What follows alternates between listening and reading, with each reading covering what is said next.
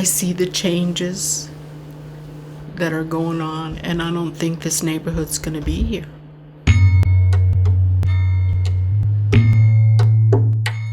Pick us off one by one until we're all gone.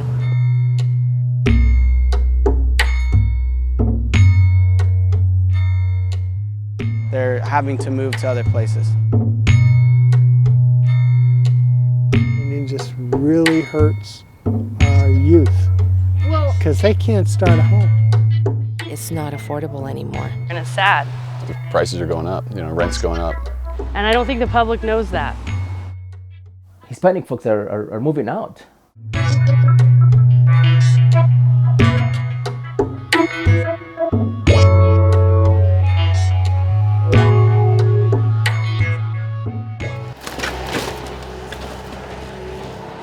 This is the Martinez Park neighborhood, and my family and I have lived here since 1988. It's a wonderful neighborhood, and there have been a lot of changes. I was told by my real estate agent that I was buying on the wrong side of the tracks. That's when it was kind of known as like, wow, you're gonna go live over there. It was kind of, it just seemed like a rougher neighborhood. I went to work for the city soon afterwards and got to know a lot of the police. And I said, so what is really going on here? Because that's what he was alluding to, was kind of the safety issues, and because it was more of a Hispanic neighborhood. And they said, this area has some of the least crime in the whole city. I remember living on Sherwood Street and right next to Lee Martinez, but all that area has been gentrified. We're seeing houses that are, 1,000 square feet in Old Town that are going for, $350,000, $400,000. People are buying homes, and they're older homes, and they're taking down those homes, and then they're building new ones, which tend to be a lot larger in terms of square footage and in terms of value. You get a lot of people that come in and with a lot of money and buy something over what its value is and just drive up the price of everything. I feel like the gentrification took place, probably more than a dozen years ago. If you go around the neighborhood, you'll see smaller homes, a lot of smaller homes, and in many cases they're being crowded out, or in some cases they're being torn down, and these much larger homes are being built.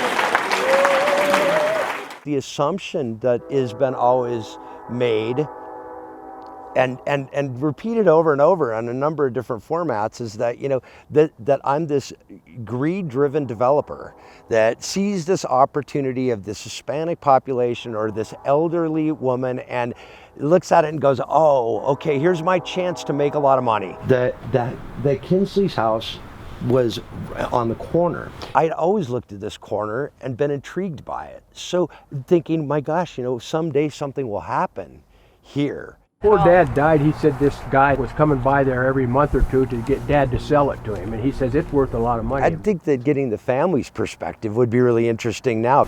We realized we never got near the money we should have. I've just tried to be fair-minded. It's in 1944, 45, in that era. And we bought this old house there, and my dad paid $1,000 for it.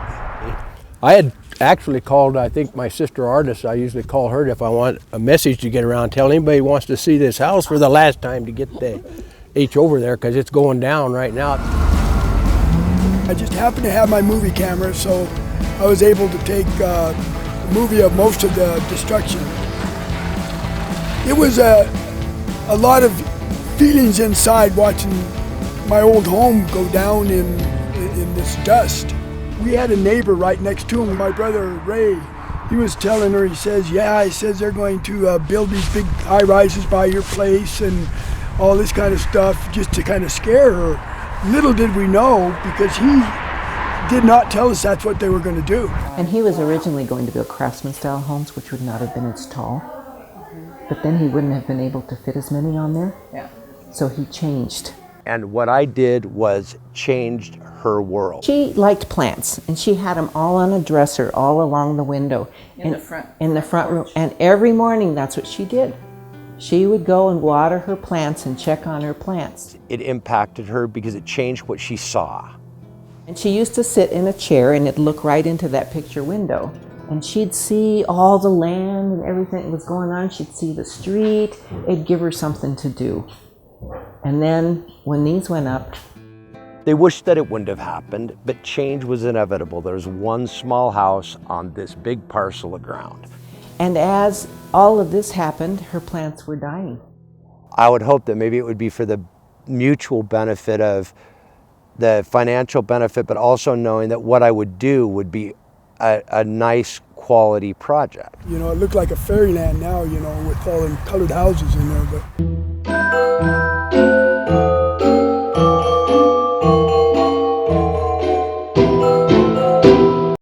the house was a monument, you know, to my mom and dad, and we had so many memories there.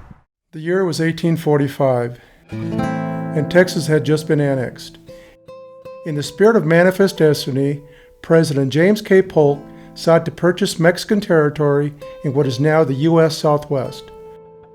Polk offered to pay for this land, but Mexico rejected the offer. So in the autumn of 1847, Polk mustered his armies and overtook Mexican lands all the way to the capital. Mexico was then forced to accept the Treaty of Guadalupe Hidalgo, selling its territory for half the original offer.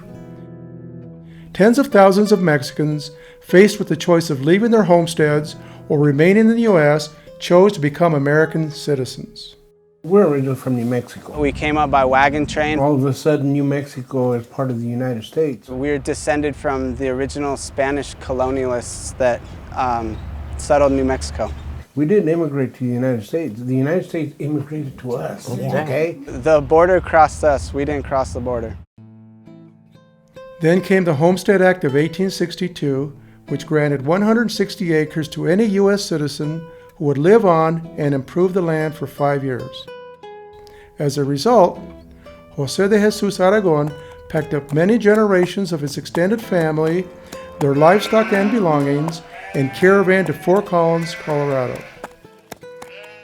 They scattered to farms, ranches, and homes north of Cherry Street to work in limestone quarries and on railroad section gangs.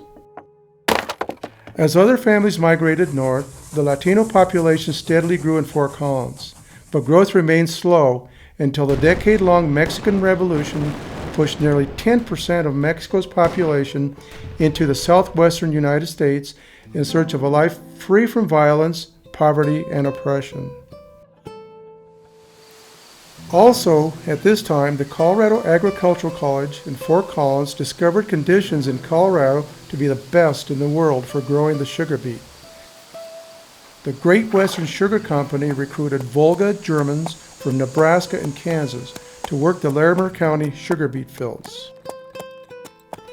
By 1910, sugar beet production averaged 806,000 tons, and growth in the labor-intensive industry boomed. White trade-only signs showed up in many store windows, and those of Mexican and Spanish descent kept to their own neighborhoods on the north side of town, where the Fort Collins dump burned garbage night and day. Although many of these newcomers were Catholic, they were made to feel unwelcome when attending Mass at St. Joseph's Catholic Church. Encouraged to worship elsewhere, and with some financial support from the diocese, the people built their own church in 1924 on the corner of Cherry and Whitcomb Streets. The area became known as the Holy Family Neighborhood, with the namesake church at its center. The church continues to be a place for worship, marriages, baptisms, and quinceañeras.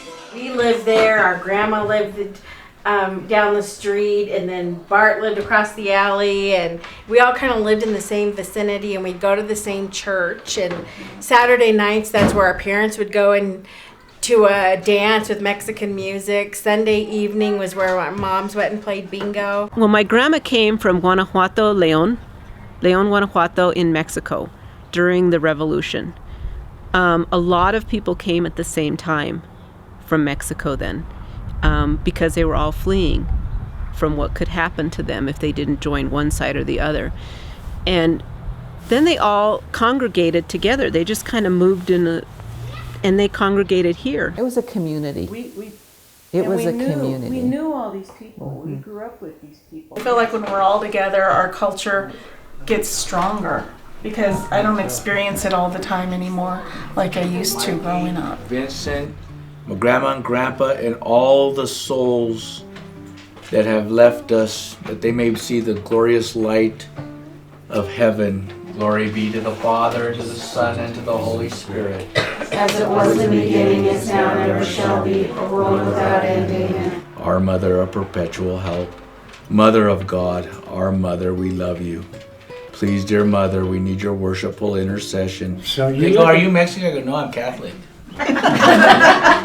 There were lots of interesting people here, and nothing was the same. I liked that the houses weren't the same and the yards weren't the same, and I liked it a lot. You know, that Cherry Street kind of corridor, and that was the Hispanic neighborhoods.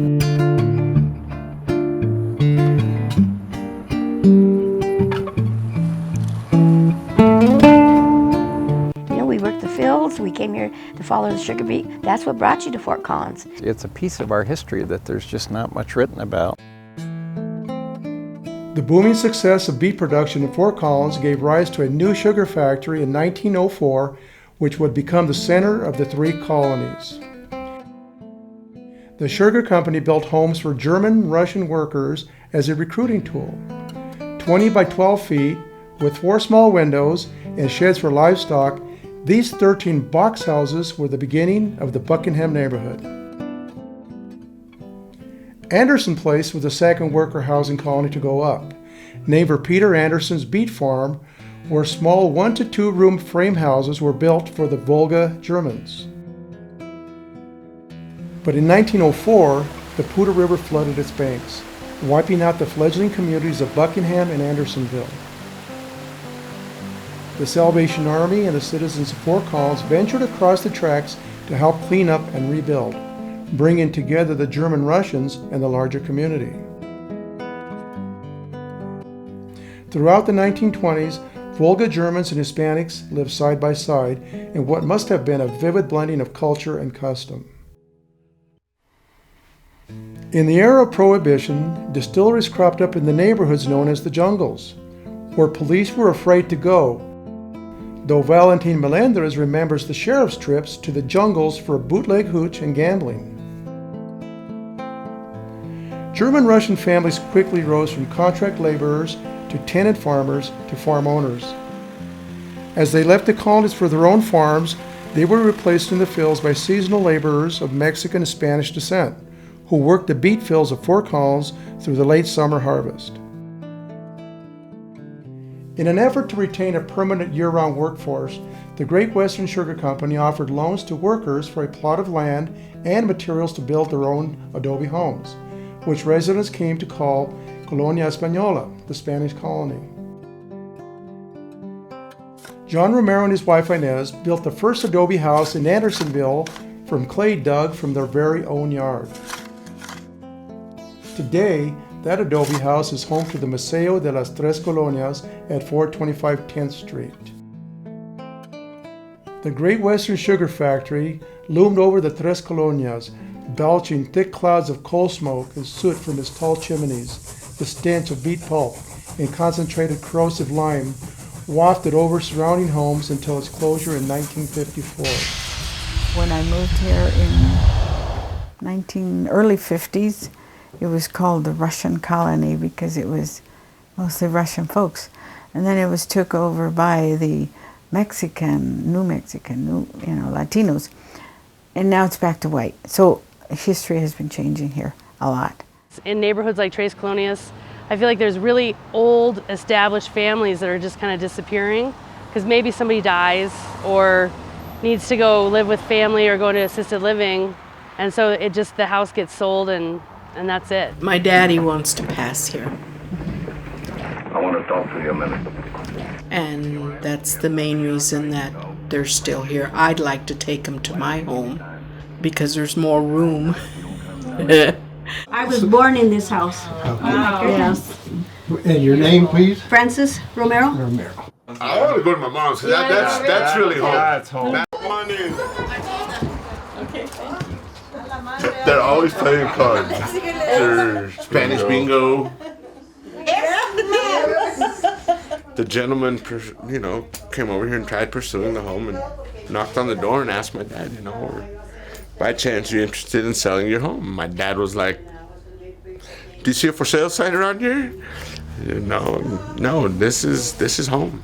We have a long, rich history of our culture in these neighborhoods. Everybody in this neighborhood knew each other. I mean, like I said, there still are some families that do.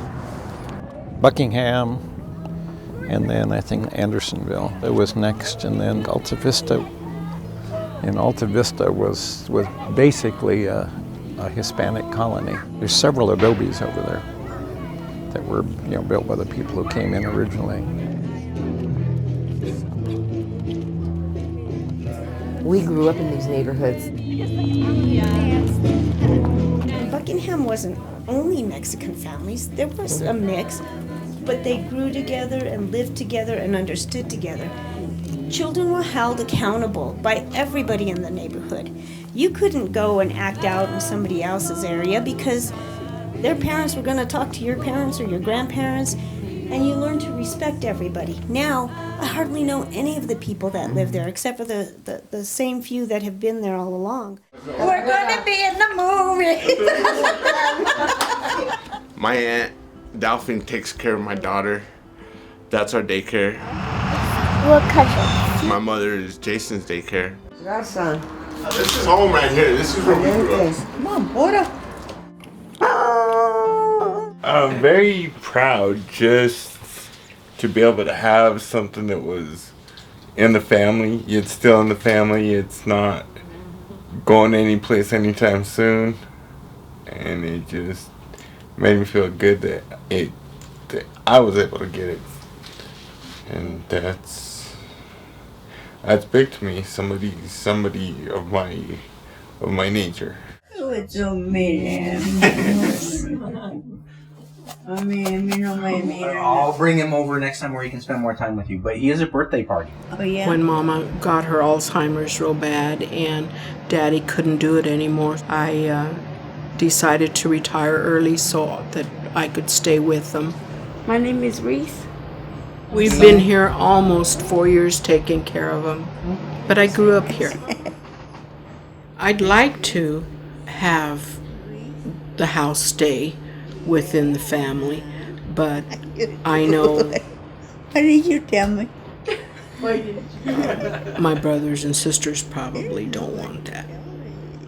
So then there's a lot of young families that have come in. It was important to us to find a neighborhood where it felt more familiar, more comfortable to us, as well as one that we could afford with our salaries. And Buckingham was the place where it felt right. We knew we were going to be starting a family and to have, we don't have to have a playground in our backyard or a swing set because we've got a playground right across the street. We are both teachers and really couldn't survive economically in California anymore. That's where we had both grown up. And we love Fort Collins. We're really excited about living here, but we were a little worried about how white Fort Collins is because that's not what we were used to.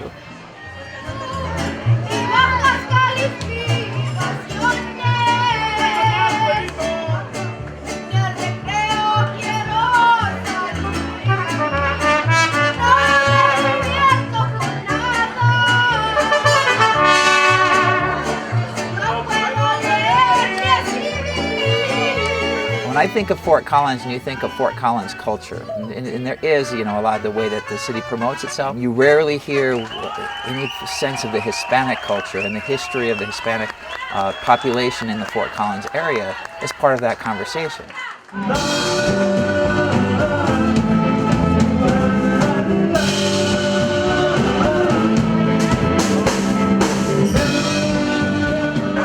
Se van a quemar las tortillas, quiten la cámara, hombre. My name is Naun Ruiz. I live in Beckenham. I have lived in Fort Collins for about 20 years. I am a licensed electrician. I make good money. I would buy a house somewhere else, where people, don't say hi to them in the morning to each other. I moved to Beckenham because there were a lot of Hispanic people. And you can get up and drink a cup of coffee, and speak with them for hours. Is that a lucky fishing hook? Yeah. 70, 80, 90 years old folks that they got such a wonderful stories. This is my mom, Alejandra Alvarez, and we've lived here in Buckingham for, well, they've been here since probably 1920 or 30 or something like that. I was born and raised here. This area is changing, and they want everyone that's here already to change as well. If you can't change, then you need to leave. I get 3 or 4 brochures a day to sell my house. We have realtors coming directly to the door and knocking on our door and bringing the people with them saying, we're interested in buying your home. Would you like to sell? He actually had a realtor call her and say, when are you going to move into an assisted living facility, because we would like to buy your house. There's no for sale sign in front of our house. And when they come and ask if they want to buy your house or if you want to sell your house, they're not giving you the same market price you're going to get somewhere else in town. They're cutting that price low, and they're selling it low, and these people are snagging it up, because before it was where the Mexicans lived. That was the bad side of town. And now it's called, what is it, Old Town Charm. New Old Town Charm. It's a choice city if you want a brewery. It's a choice city if you want to live on the south side. But now they're calling Buckingham Old Town Charm. That's what they're calling the area, and the realtors are selling. I keep hearing from people is, the prices keep going up. And to me, that's a real basic supply and demand sort of thing. That there's a lot of demand to be down here, but not a lot of homes available. The way that I used to spend a lot of my time is we would go out and we would have 50 or 60 houses we could pick from. And now it's like, okay, well, here's 7 in your price range, and this one isn't really habitable, and this one won't conform to the terms of your financing, and so there's a lot of different things going on. And so then really you have 5 or 4, and then you go look at those, and while you're driving from one house to the next, maybe you call the other realtor and say, hey, this just went on the market, what's going on? They say, I have 7 offers. As the builder said to me, well, that's just what's going to happen when you, what's the word for what they're doing to the neighborhood? Gentrification. That's the price that you're going to pay for gentrification. Say, hi, Jimmy. What have you got there? It's my suitcase. I just moved in. That's nice. Jimmy just graduated from the U and moved into the big city. He just started out, so he doesn't have much money, but he needs to find a place to live. Could he live here? Nope. You're right. I don't have enough dough to live here, but I want to live in a smart neighborhood with lots of coffee shops and no violence. What do I do? Well, Jimmy, you can move into a minority, low-income neighborhood and gentrify it. What? Gentrification. It's the restoration of run-down urban areas by the middle class, resulting in displacement of poor minorities. I'm sorry, what? Is gentrification going to occur culturally?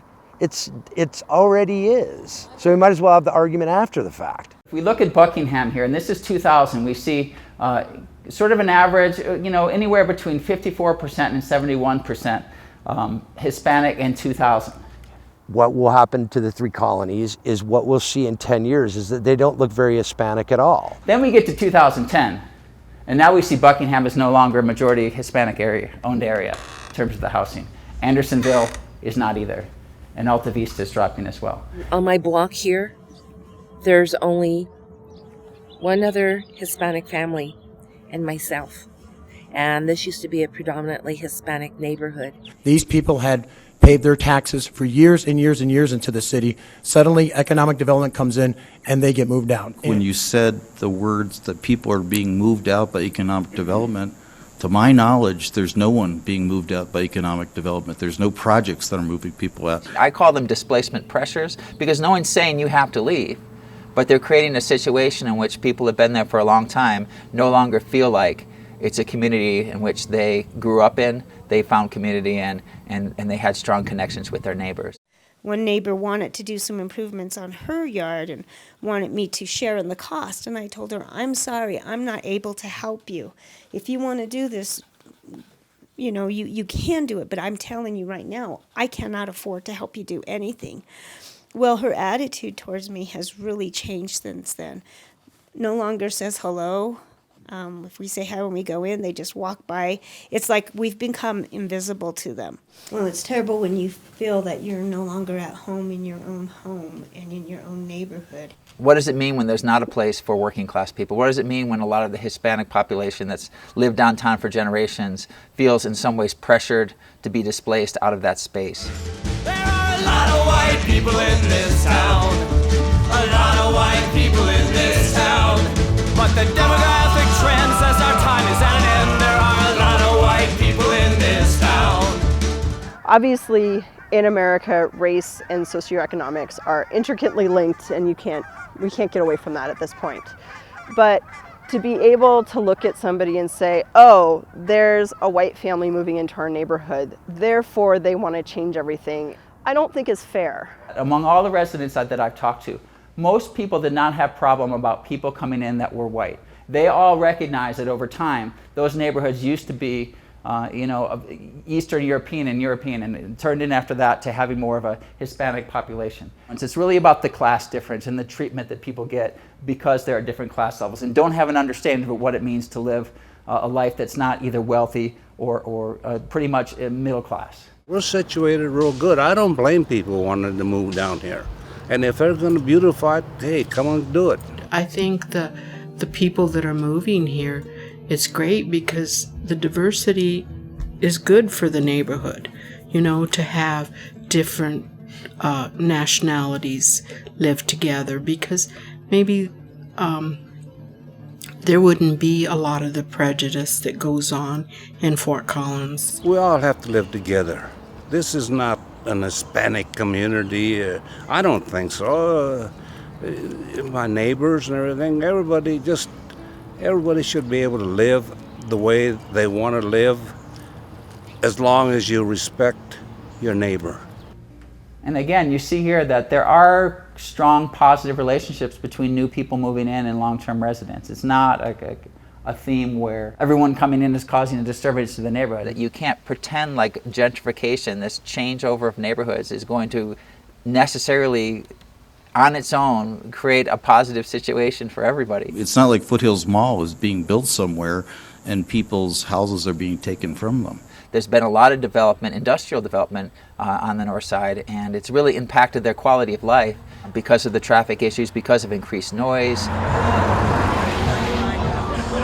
There's a lot of parties at the breweries. Buckingham on summertime, it's just, or Lincoln, it's just a headache. And they just have so many stories of sort of the conflicts around noise and traffic and sort of some of the interactions they've had with sort of drunk people in the street. I mean, a lot of people, they go walk and bike to one brewery and come back all saying, oh, I don't think I should be driving. I'm like, no, I don't think you should be driving. I've never seen a policeman more than 10 minutes across the street. They leave, we look for them, and they're gone. And they know that there's a lot of drunken driving going on. I never see any police there. I mean, I've called several times to police to come and enforce the speed limit. I called the police once and they said, well, I need license plates. And I said, well, what am I supposed to do, stand on the road and get their license plate and get killed? There is an urban cartel that exists within every community. This guy was in a Camaro doing a donut there and right in front of my house. Okay, spin out. A spin out. Yeah. And I called them and the cops never showed up. I mean, something like that. It's just amazing how something like that could be ignored. The lady was walking around with a meter monitoring, and I said, where are you from? And she said, I'm from the city. I said, you know, I have a complaint to make. I said, how would you like this in your neighborhood? Would you like all this noise in your neighborhood? And she said, well, you know what? They bring a lot of revenue. into this city. Everyone in that neighborhood that I spoke with has had interactions with the city, but the majority of them feel like at this point it's not worth it to continue working with the city because they don't seem to be responding to their concerns. I was born and raised in Buckingham, and I don't think that the police department needs to ignore our feelings or the city of Fort Collins. I'm fed up with them. The urban cartel is made up of important people in the private sector, whether they are heads of development corporations, the Downtown Business Association, wealthy individuals, out of town and out of state people who are interested in development here in this community, such as with shopping malls and such. Business enterprises such as those that have, as I see it, invaded some of our neighborhoods on the north side of Fort Collins. Not many projects of this size happen in the country at any point in time, so the magnitude of it was something that the city didn't typically have to deal with. So we learned together about how to make the project fit, or how it might fit into Fort Collins. Economic development, as it operates under a capitalistic system, is difficult to deal with. Why? Because the most powerful forces are in total collaboration and collusion with that kind of development. Our CEO decided, because of the proximity to Old Town, this would be the most attractive for our members and a great place to recruit and retain talent. That initial process of consulting with the neighborhoods, getting all of their feedback was used in decisions about what the ultimate plans would look like. It is not geared toward the welfare of people, and especially those populations that are marginalized within a community. The CEO for Woodward said that the homes over here on Lincoln probably wouldn't even be here in 10 years. He said, you know, if somebody comes in with money, this is their choice, isn't it, to take it? The people who own those homes will make their decisions about what the best thing to do is, and hopefully what they'll find, as people in Mountain Avenue find, is it's a very attractive place for them to live, and even better now because it'll be improved considerably from what it looks like today. As Fort Collins becomes more livable for a lot of people, it's becoming less livable for others, and we have to understand who those people are and why that's the case. Betty Aragon Metotes from the Buckingham neighborhood. We are not the Lincoln neighborhoods. We are the Tres Colonias. We want to make sure that people understand, you know, by changing our name, the Tres Colonias, you are erasing who we are and our history. The city council, the mayor, police chiefs and their departments, and there are other members of the community that also participate in the activities of the cartel in support of what oftentimes is the dominant interests within a community. I don't understand how it's being turned into something so very negative as we move what you've been asking for as a neighborhood for years to finally have it happen, to put the money aside and designate. This is not just some piecemeal thing. It has been a plan for a long time, and the dollars are there. It is a good news item. It is not a negative. It's not just about doing things for folks in those neighborhoods. It's about engaging folks, empowering folks, and really doing the best we can to go there, listen, and figure out ways that we can work together. So please take that to heart. Thank you. That's part of what was done. And that is good news, sir. Thank you. And Okay. I would just say, somehow it's a lot of it's perception. No, but I'm just responding to your comment, that's all. And I'm responding to your comment. I'm saying that is good news, but I'm also hearing from folks that whether it's perception or reality or a combination, that there is a sense that there needs to be more relationship building. I'll leave it at that. People need to feel that they matter, that they are validated.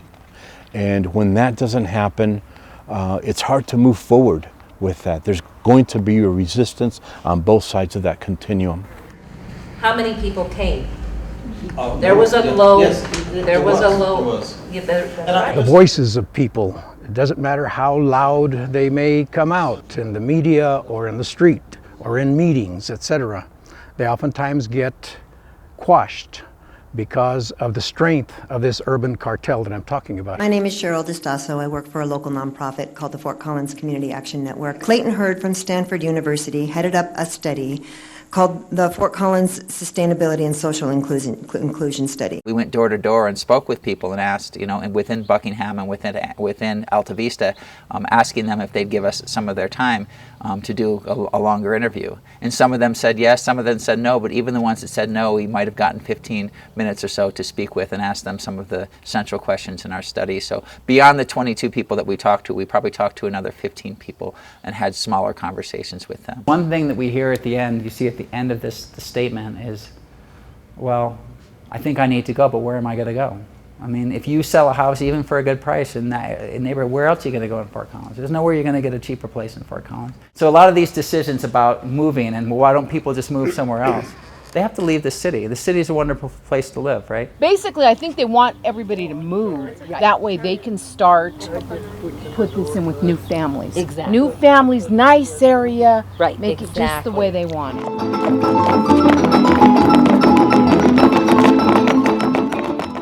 5 years ago, I started seeing this big difference, this big movement.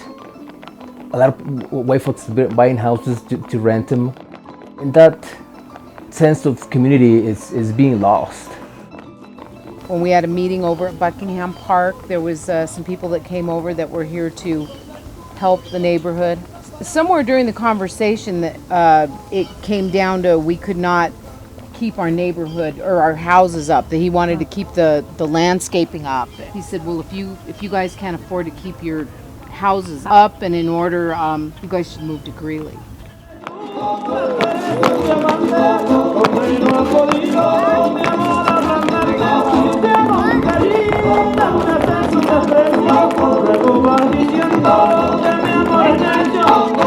Just like a guy in our neighborhood said, well, if you don't like it, you can move to Greeley, with all its racial implications there. I thought, we've been here longer than you. I mean, why should we move? So there is that kind of communication, I think, that comes with class mixture, where people from certain experiences that come from more wealthy backgrounds don't necessarily understand the specific experiences of people who grew up working class. Couple that moved in. Now, all of a sudden, the house on the corner is an eyesore. And I said, well, when you moved in, that house was on the corner, so you knew it was there. When people come in who come in there just to build up their houses, come in with a lot of money, don't have much understanding or care for the history of the neighborhood, and then go next door to people who've lived there for years and say, why don't you clean up your backyard? Or why are things so dirty here? If it bothers you so much, why don't you be a good neighbor and go help him? But see, this is that pressure again of, okay, well, if you're not going to do something about it, then I'm going to call the city. The attitude of the people coming in that are fixing up their houses, I applaud that they can do that. But they expect me to be able to keep up with what they have come in with. And if I had extra, it would go that way, but I don't. I've got to make sure my car's in working order to get my children where they need to be. I'm trying to make a life where they'll see that they do have value and they'll go on to college and make something of themselves. Before, the neighborhood understood those kind of things and they would help you out and they would talk to you. And now it's just they look down on you and shake their head at you. I know another neighbor who said, well, we're moving in and when those property taxes go up, all the longtime people that used to live here are going to have to move. The taxes that we pay now are expensive enough. If they start building brand new homes all through the neighborhood, then there's no way we would be able to keep the home. We will have to move. Yeah, running out the original owners.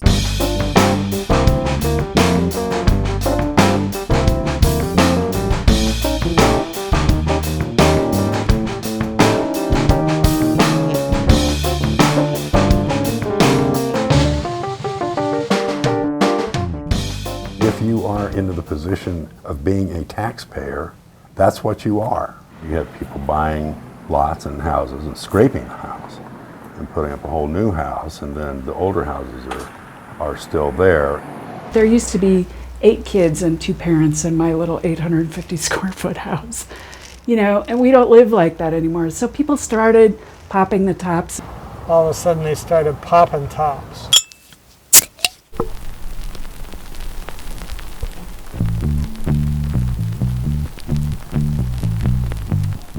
I look at how much space people are asking for families of a particular size, and I think it's kind of a little crazy. There's been a kind of a cultural shift. I think when I was a kid, the assumption was that you shared a bedroom, you shared a bathroom. I mean, my wife and I talked about this. She grew up in a family of 5 kids, and they had 1 bathroom.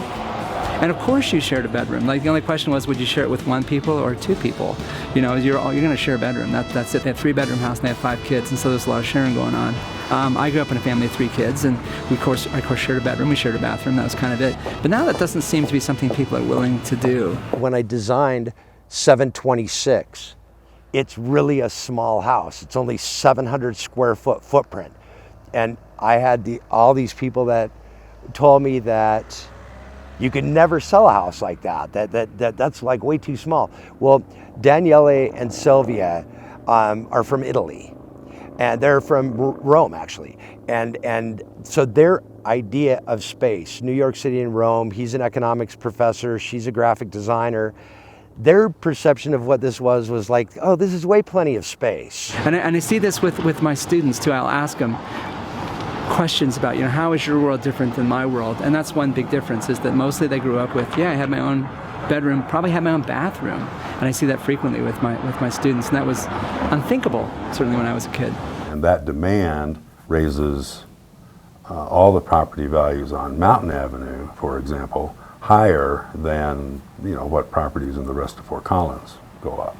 We do have people who come in and complain about their value and their taxes are going up, and I'm sorry, but you know, the property tax system is really in the Constitution, and it was passed by the people.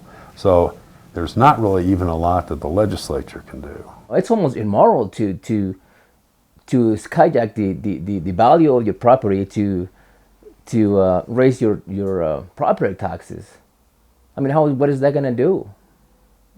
Just push people out. There's a lot of different income levels that it's simply not the high end or low end, but it's really diverse. And so I think in Fort Collins to recognize that we are dynamic, that there are neighborhoods in change, and that we have to, you know, as a community, provide safe, livable neighborhoods of a lot of different values and needs throughout our community. I feel like they've actually taken what the neighborhood has said during all those city planning meetings. I mean, because I was there, I heard what was being talked about, and I saw the results of it. And those opinions did go into the plan. And now a lot of the young families have moved in and started to have children. And I've heard at some of the city meetings, oh, we've got to do something about that park and the homeless. What about this, that, and the other? I feel like they're listened to different at the meetings. That's why I think when they start coming in, things are going to start changing. Why does it take influx of white New Yorkers in the South Bronx, in Harlem, in Bed-Stuy, in Crown Heights for the facilities to get better?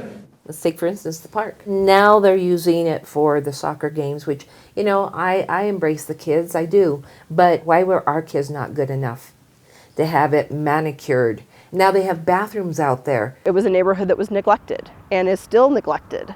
And so I think it's far overdue for those really basic improvements. I was born and raised here in Buckingham, and I still have a lot of friends here.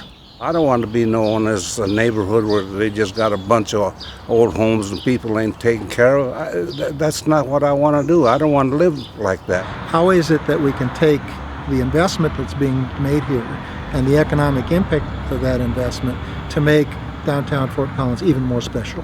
These are very well-meaning people who want to do something wonderful for this nice community of Fort Collins. Whether it's transit or beautification of roads or, you know, trolleys or whatever imaginative things we can do, because at the end of the day, if that's good for the community, it's good for our members too. But oftentimes their decisions are guided by the bottom line in their balance sheets. There will be some more amenities. There will be a beautification in the area. It will become, crime rates do go down. Property values do increase. And if it's predominantly Hispanically owned, the beneficiaries of that good fortune are the Hispanic community. You know, the research in gentrification shows that with all these benefits, working class people are the least likely to benefit from that. Taxes on property get high, so if you have a fixed income, it's more difficult. The whole affordable housing stock in the city as a result of gentrification tends to go up, which means people may feel like if they do leave, they have nowhere else to go. If people choose to sell their houses, then they choose to sell their houses. Those people who sell those homes, that have been there for a while, move up. And that's just how the housing market works. If you leave and sell a house in that neighborhood, you might get a good price for it. But there's probably nowhere else in Fort Collins you're going to be able to go, so you have to leave the city. One of the city council members, I asked him, where do you think the Hispanics are going? And he was very quick to say, Wellington. If you know that they're moving to Wellington or to Greeley, aren't you more concerned about why they're leaving Fort Collins? Or is that the mentality that if you're working poor, you need to move out of Fort Collins because you can't afford to live here? I think that we have lost elements of diversity with people being priced out of living here. More than likely, the Hispanic population will not be purchasing predominantly these $600,000 homes. Really, unless you have a certain level of affluence, you're not going to be in Fort Collins. Nah, you can't do that. You just can't come to the neighborhood and start boulevard and say, like in motherfucking Columbus, and kill off the Native Americans.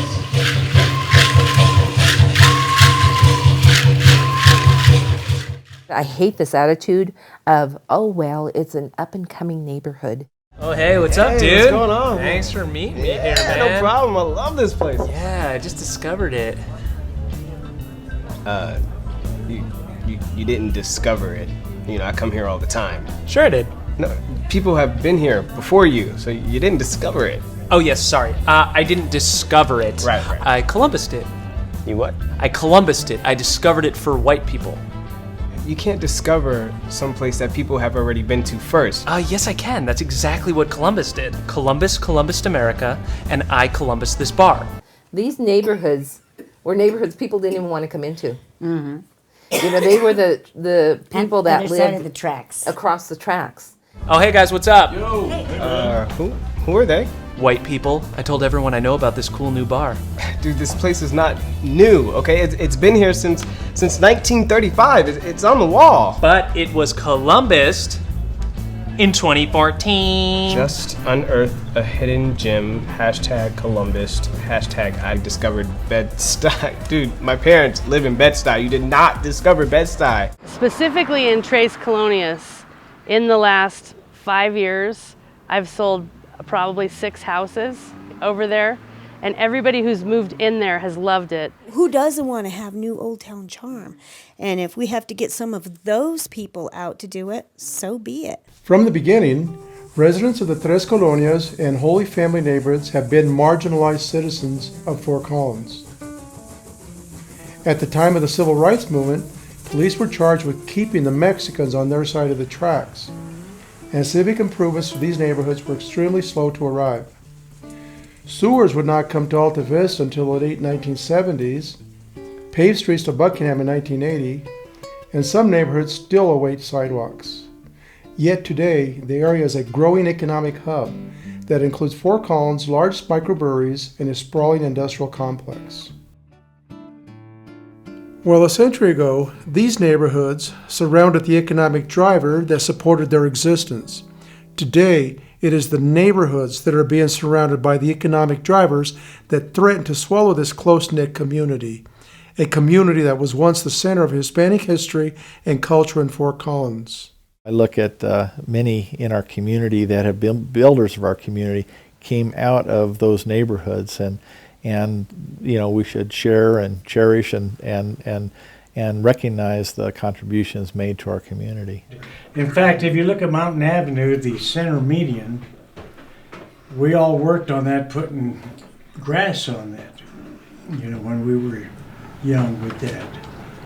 And the same at the city park, you know, where they call it Firecracker Hill. I don't know if you're familiar with it. But we all worked on that, putting grass on that. Then I started working the horse to them. I never went back to the farm. You see, they couldn't get enough help, so they had to bring the Mexican people. And I was the interpreter. And this is what went to the sugar factory. Welcome. This is our 5th annual Chili Festival.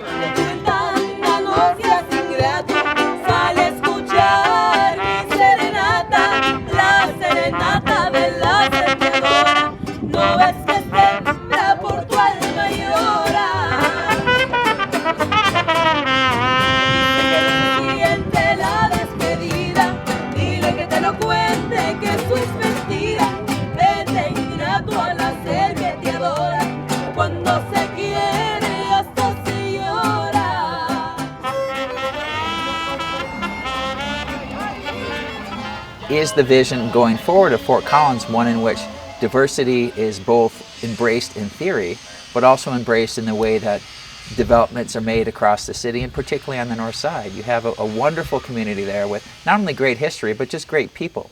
And right now, a lot of them that have been there for a long time do not feel necessarily included in the future vision of what the neighborhood's going to look like, what the north side's going to look like. And a lot of them are considering whether or not they're going to be able to stay in the city. So the city so far hasn't actually defined gentrification as a term. It's nowhere in our municipal code or in our land use code. As we do the work and start learning more, we may define it, and we may use the more basic term like a general definition or a Black's Law dictionary definition, or we may define it more as it relates to Fort Collins specifically. What it takes is a willingness of the city to sit down with residents, to sit down with some of the nonprofits who are really invested in making sure there's not just affordable housing in Fort Collins, but people that are on fixed income and people that own houses in neighborhoods aren't forced out of those, that they're able to remain. And when they do leave, can we make sure that people who are able to move in are also from, could be from, middle class or working class sort of income level people as well.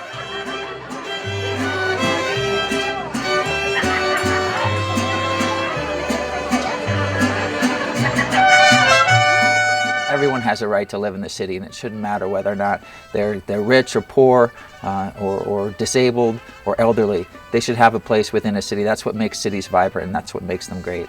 Let's talk about what it means to have an inclusive Fort Collins that doesn't price people out, that doesn't price our rich historical, linguistic, cultural diversity and people that have lived here for generations out of the city. I think it's important for our community to be a community that is simply not a place where you work and then you live in another community, but that we have all income levels within our community. The other option is just to let things go as they are and sort of let the capitalism machine sort of just dictate prices and speculation.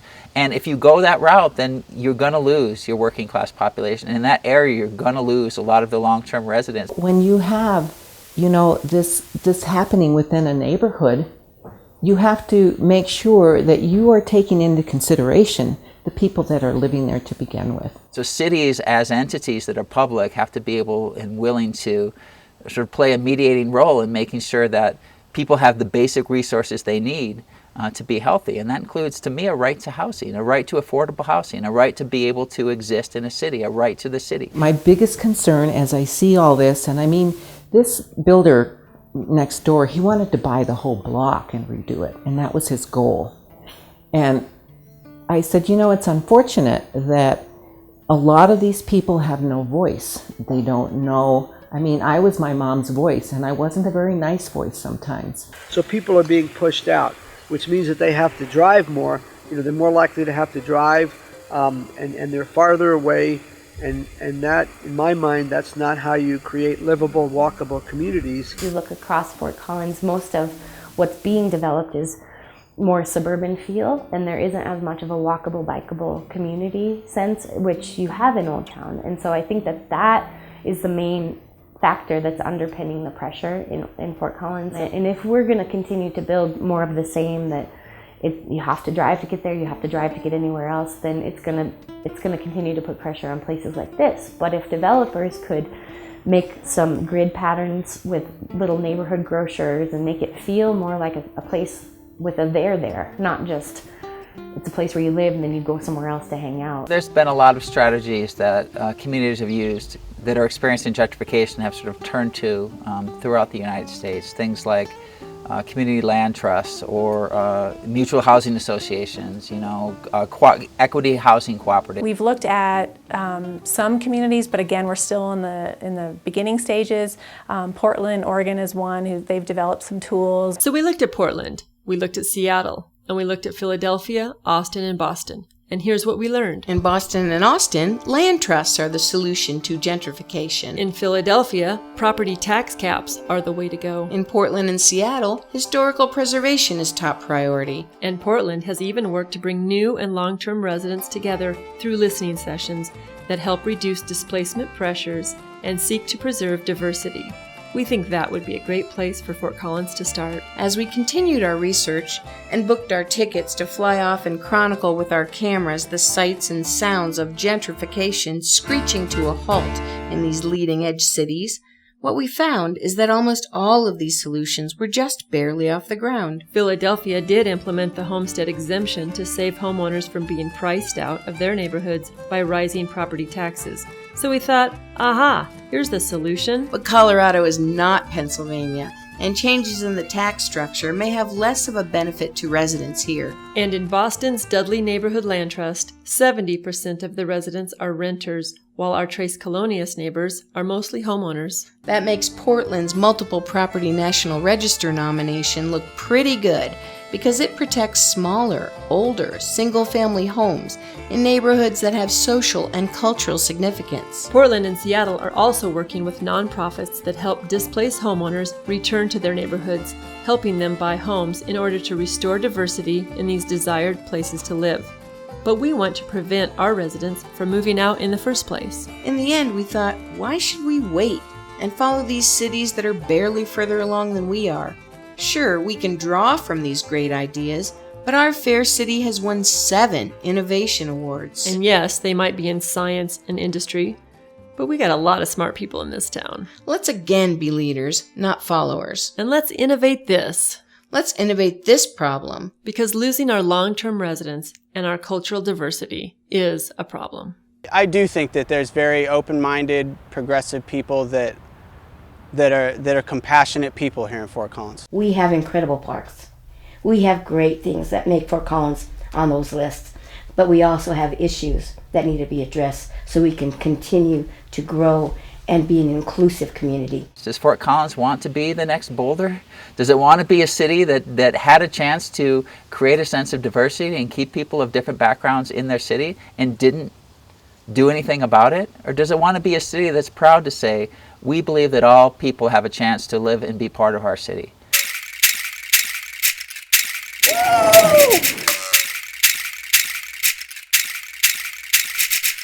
So key is that we be open to diversity and inclusion and to ensure that the preservation of places like Las Tres Colonias is preserved and that we build on that. It was a whim that I was gonna buy it. It was like, and I think probably what made me think of it is when they said that construction people were looking at it, trying to decide if it was worth tearing down or if it was worth fixing up.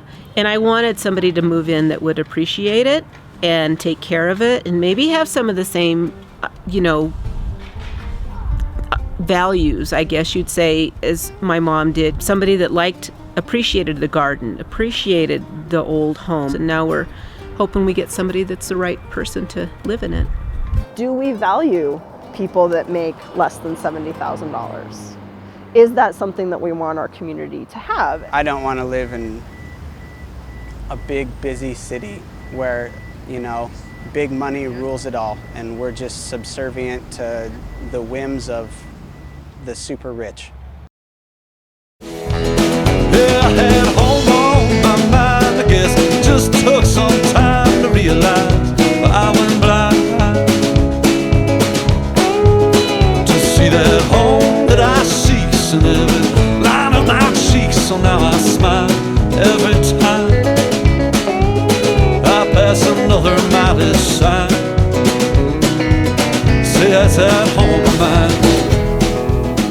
We are now entering the quiet zone is what we used to call it when we were little. This gray house here, Grandma Ring lived there, and she was an older German woman, and she went to bed really early, and she couldn't maintain her yard or anything, so we were sent over to make sure we had everything, and she loved to eat tortillas. So we'd bring her tortillas, and she'd make us strudels and wonderful things. So yes, this was the no-play zone, the quiet zone. We couldn't. And if we did, we were sent over. My dad used to go over and say, "You need to go apologize. You kept already got too late last night." Directly next door to us is the Vargases, and we probably know them the best. Spending time over at the park with the kids playing together and helping each other out. This house right here, this is the Bueno family. Victor and Jenny Bueno. Hi, Marcella. Hello, Uncle. How are you? Their daughter now is Deborah Bueno that lives there. Played a lot in this house. One of my best friends, Dorothy. This is her family's home. I grew up with her son, Antonio, so I spent a lot of time in this house right here. Then to the north of us is Jules and Ellen. Hi, Theo. How are you? Good, good. How are you? All right. Getting ready to sell some stuff? Now the road seems to shift and swerve. Every time I think I'll finally get what I deserve. Some say you are what you earn. I say you're nothing if you ain't learned that who you are can never be forgot. Yeah, we got home on our minds, I guess it just took some time to realize where we went blind. To see that home that we seek in every line of our cheeks, so now we smile every time we pass another mileage sign. Say that's our home of mine.